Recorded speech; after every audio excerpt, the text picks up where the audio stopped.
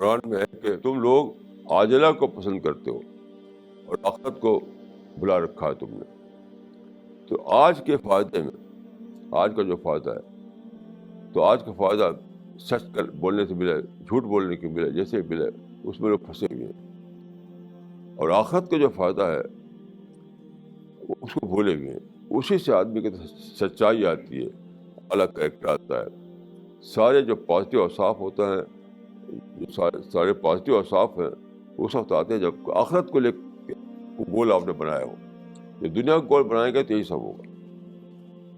Selfishness آئے گا اور cheap طریقے استعمال کریں گے، جھوٹ بولیں گے، کمی اپن دکھائیں گے. جو دنیا کا جو گول بنائے گا اس کی یہ سب باتیں اس کے اندر پیدا ہوں.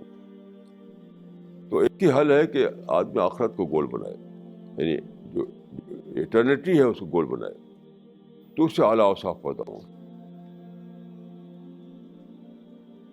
یہ میں سمجھاؤں اس کو.